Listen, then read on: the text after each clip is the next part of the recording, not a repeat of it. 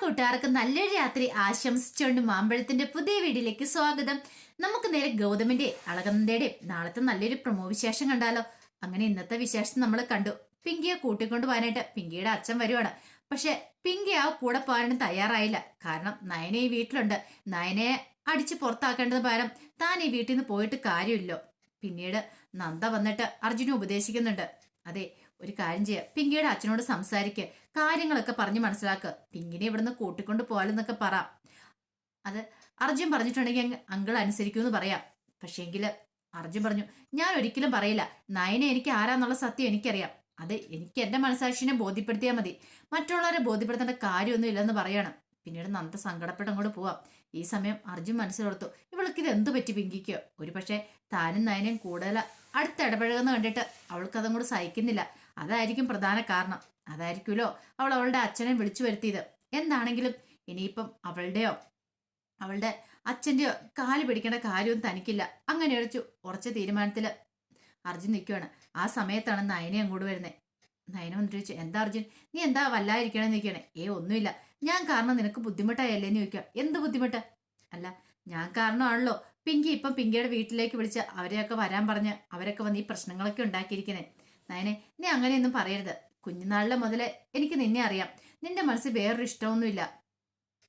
നീ എന്നെ ഇപ്പോഴും പണ്ടത്തെ പോലെ തന്നെ കാണുന്നതെന്നും എനിക്കറിയാം. നമ്മൾ തമ്മിൽ ഇടയ്ക്കൊരു ഇഷ്ടം ഉണ്ടായിരുന്നെങ്കിലും അതൊക്കെ പണ്ടേ മനസ്സിൽ നിന്ന് കളഞ്ഞല്ലേ. പിന്നീടല്ല ഞാൻ വേറൊരു വിവാഹം കഴിച്ചേ.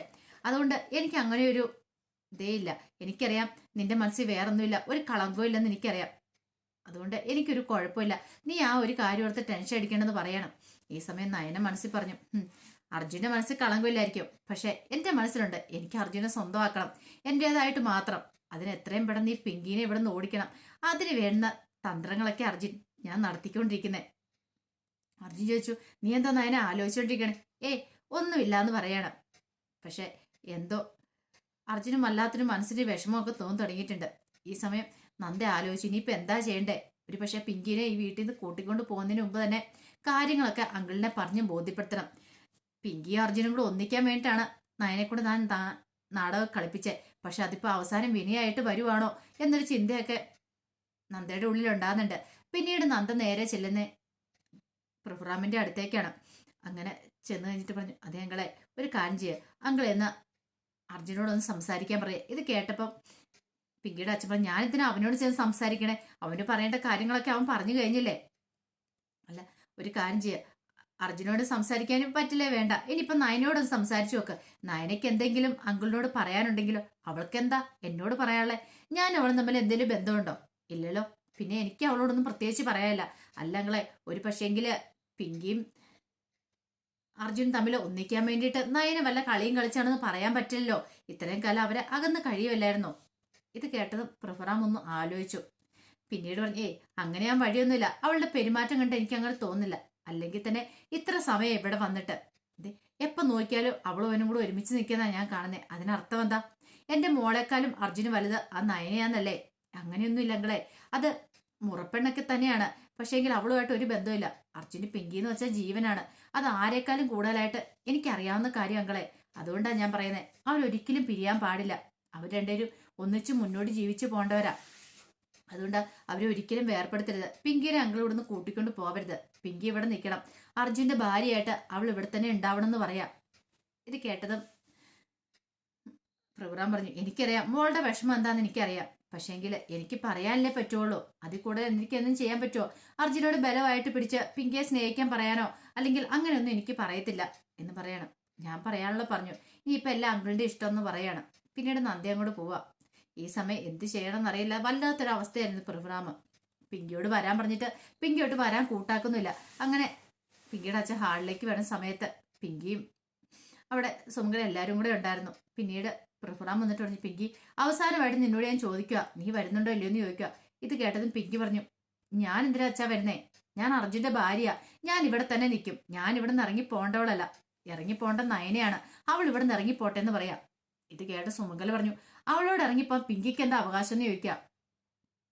ഇത് ഇന്ത്യപരമാണ്. ഇവിടെ ആരും നിൽക്കണം വേണ്ടതെന്നൊക്കെ തീരുമാനിക്കാൻ ഇവിടെ ആൾക്കാരുണ്ട്. അതിന്റെ ഇടയ്ക്കേക്ക് പിങ്കിക്ക് കയറേണ്ട കാര്യമില്ലെന്ന് പറയാം. ഇത് കേട്ടതും പിങ്കി പറഞ്ഞു, അത് ശരി തന്നെ. പക്ഷേങ്കില് എന്റെ അർജുനെ മുറിയിൽ കയറില്ലെന്ന് പറയാനുള്ള അവകാശം എനിക്കുണ്ട്. ഞങ്ങളുടെ ജീവിതത്തിലേക്ക് കൈ കടത്താൻ വന്നാല് നയന ആരാണെങ്കിലും ഞാനൊന്നും നോക്കത്തില്ല, അറിയാലോ എന്ന് പറയണം. ഇത് കേട്ടും പ്രഭുറാം പറഞ്ഞു, മോളെ നീ എന്തൊക്കെയാ പറയണേ? സഹിക്കുന്നതിന് ക്ഷമിക്കുന്നതിന് പരിധിയുണ്ട് അച്ഛാ. എന്നെ ഇവിടുന്ന് തുരുത്തിയിട്ട് അർജുനെ സ്വന്തമാക്കാനായിരിക്കും നയനയുടെ പ്ലാന്. അതൊരിക്കലും നടക്കാൻ പോകുന്നില്ലെന്ന് പറയാം. പെട്ടെന്ന് സുമംഗല പറഞ്ഞു, നീ അത്ര അങ്ങോട്ട് കടുപ്പിച്ച് പറയില്ല പിങ്കി. കാരണം നയനയ്ക്ക് ഇഷ്ടമാണെങ്കിൽ ഉറപ്പായിട്ടും അർജുനും നയനെ ഒന്നിക്കൂന്ന് പറയണം. ഇവിടെ ഞാൻ വേറെ ആരുടെ ഇഷ്ടങ്ങളും നോക്കുന്നില്ല, നയനയ്ക്ക് ഇഷ്ടമാണെന്ന് മാത്രമേ നോക്കുന്നുള്ളൂ. അവൾക്ക് ഇഷ്ടമാണെങ്കിൽ ഉറപ്പായിട്ടും അവളും അർജുനും ഒന്നിക്കും. ഈ ബന്ധം ഞാൻ നടത്തും. ഇന്നല്ലെങ്കിൽ നാളെ ഡിവോഴ്സിന് ഒന്ന് പോകാമെന്നും പറഞ്ഞിരിക്കുന്ന നീയാണോ ഇതൊക്കെ പറയണേന്ന് ചോദിക്കോ പിങ്കിയോട്. പെട്ടെന്ന് പെർഫോം ചെയ്തു, ഡിവോഴ്സോ? ഓഹോ, അപ്പം ഒന്നും അറിഞ്ഞിട്ടില്ലായിരുന്നല്ലേ? കഴിഞ്ഞ ദിവസം ഇവിടെ പറഞ്ഞുകൊണ്ടിരുന്ന എന്താണെന്നറിയാം പിങ്കി, ഇവിടുന്ന് ഡിവോഴ്സും കൊടുത്ത് അർജുനും ഡിവോഴ്സും കൊടുത്ത് ഇവിടുന്ന് ഇറങ്ങി പോവാന്ന്. അങ്ങനെയുള്ള ഒരുത്തി ഇവിടെ നയനെ വന്നെന്ന് അറിഞ്ഞപ്പോ ഇവിടെ കടിച്ചു തോന്നി നിൽക്കേണ്ട വല്ല കാര്യമുണ്ടോ? അവൾക്ക് അങ്ങോട്ട് പോയാൽ പോരെ. എന്റെ മോനെ ഇത്രയും കാലമായിട്ടും കണ്ണീര് കുടിച്ചാ ജീവിച്ച അറിയാമോ? ഇവിടുന്ന് അവന് കല്യാണത്തിന് പിറ്റേ ദിവസം പോണെങ്കിൽ അതിന് തക്കതായ കാരണമുണ്ട്. അത് മാത്രല്ല, തിരിച്ചു വന്നാലും അവന് ആശിച്ച പോലൊരു ജീവിതം കിട്ടിയില്ല. ഇത്രയും കാലം അവന് ഇങ്ങനെ ഓരോ ദിവസം തള്ളി നീക്കിക്കൊണ്ടിരുന്നു. പക്ഷെ ഇനി അത് ഞാൻ സമ്മതിക്കുന്നില്ല. എന്റെ മോനും ഒരു ജീവിതം വേണ്ടേ? എത്ര കാലം എന്ന് വെച്ചാ പിങ്കി ഭാര്യയായിട്ടുണ്ടെന്ന് പറഞ്ഞാലും ഭാര്യയുടേതായ ഒരു ധർമ്മങ്ങൾ അവിടെ നിർവഹിക്കുന്നുണ്ടോ? ഒരച്ഛനും മുഖത്ത് നോക്കി പറയാൻ പാടില്ലാത്ത കാര്യങ്ങളൊക്കെയാ. പക്ഷെ പറയാതിരിക്കാൻ പറ്റില്ല. ഈ സമയമൊക്കെ പ്രഭുറാം ഒന്നും മിണ്ടായിരിക്കുക. കാരണം പറയാൻ വാക്കുകളില്ല. പിങ്കിയുടെ സ്വഭാവം വെച്ച് പിങ്കി കാണിച്ചു കൂട്ടി എന്തൊക്കെയായിരിക്കും ഊഹിക്കാൻ തന്നെ പുള്ളിക്കാരന് സാധിക്കുന്നുണ്ടായിരുന്നു. തന്റെ മോളാണ് ഈ പ്രശ്നത്തിനെല്ലാം കാരണം. ആദ്യം തൊട്ടേ മര്യാദയ്ക്ക് നിൽക്കുമായിരുന്നെങ്കിൽ ഈ പ്രശ്നങ്ങളൊന്നും ഉണ്ടാവത്തില്ലായിരുന്നു. പിന്നീട് പ്രഭുറാം പറഞ്ഞു, അതെ എനിക്കിവിടെ ഒന്നും ചെയ്യാനില്ല പിങ്കി, നീ വരുന്നുണ്ട് എന്റെ കൂടെ പോരെ. പിന്നെ ഇനി ഒരു പ്രശ്നം പറഞ്ഞുകൊണ്ട് എന്നെ വിളിച്ചേക്കല്ലെന്ന് പറയണേ. ഇത് കേട്ടെന്ന് പിങ്കി പറഞ്ഞു, ഞാൻ വരുന്നില്ല, എന്തേ അച്ഛൻ പോയിക്കോളാൻ പറയുവാണ്. ഇത് കേട്ടും പ്രഭുറാം അങ്ങോട്ട് ഇറങ്ങുവാണ്.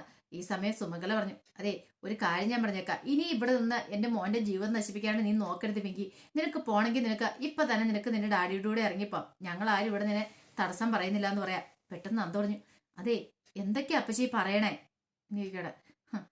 ഇനിയും കൂടെ ഞാനിത് പറഞ്ഞില്ലെങ്കിൽ ഞാൻ ആരും അല്ലാതായിപ്പം. ഒന്ന് ഓർത്ത് നോക്കിയേ, എത്ര നാളെന്ന് വെച്ചാൽ ഒരു പെറ്റമ്മ ഇങ്ങനെ എന്റെ ജീവിതം തകർന്നുകൊണ്ടിരിക്കുന്നത് കണ്ടുകൊണ്ടിരിക്കുന്നത്. കുറെ കാലമായി. എനിക്കൊന്നും പറയാൻ പാടില്ല, ഞാൻ ഇങ്ങനെ വാ മൂടിക്കെട്ടിയിരിക്കുന്നു.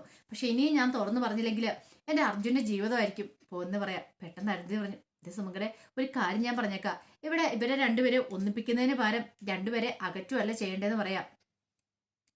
പെട്ടെന്ന് സുമംഗല പറഞ്ഞു, ഇനി എന്തൊന്നിപ്പിക്കാനാ? അവർ രണ്ടിലും ഒരിക്കലും ഒന്നിക്കലെന്ന് മനസ്സിലായില്ലേ? അവരുടെ സ്വഭാവങ്ങൾ തമ്മിൽ ഒരിക്കലും അടുക്കലെന്ന് മനസ്സിലായില്ലേ? എന്തൊക്കെ കാണിച്ചെന്ന് പറഞ്ഞാലും പിങ്കിക്ക് അർജുനെ ഒട്ടും ഇഷ്ടമില്ല. അതിപ്പോഴെന്നല്ല പണ്ടേ മനസ്സിലാക്കുന്ന സത്യമാണ്. അത് ഏട്ടത്തിക്കും ഈ വീട്ടിലുള്ള ഓരോരുത്തർക്കും അറിയാം. പിന്നെ എന്തിനാ വെറുതെ ഇങ്ങനെ ഒരു വേഷം കിട്ടുന്നത്? അതിന്റെ കാര്യമുണ്ടോ?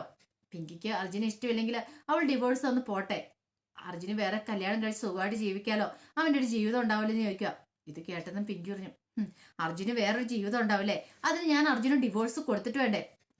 അർജുൻ ഒരിക്കലും ഡിവോഴ്സ് കൊടുക്കാനും പോകുന്നില്ല, ഒന്നുമില്ല. ഞാൻ അർജുന്റെ ഭാര്യയായിട്ട് തന്നെ തുടരും എന്ന് പറയാണ്. ഇത് കേട്ടത് എല്ലാവരും ഒരു നിമിഷം ഞെട്ടിത്തരിച്ചു പോവാണ്. നയന സ്വപ്നത്തിൽ പോലും പ്രതീക്ഷിച്ച കാര്യമല്ല പിങ്കി അങ്ങനെ പറയൂന്നൊക്കെയുള്ള. അപ്പൊ അതിന്റെ വിശേഷങ്ങളൊക്കെ നാളെ നമ്മൾ കാണാൻ പോകുന്നത്. ആ വിശേഷങ്ങളൊക്കെ നമുക്ക് കാത്തിരിക്കാട്ടോ. ഒരിക്കൽ കൂടി എല്ലാവർക്കും നല്ലൊരു രാത്രി ആശംസിച്ചു നിർത്തുന്നു. നന്ദി.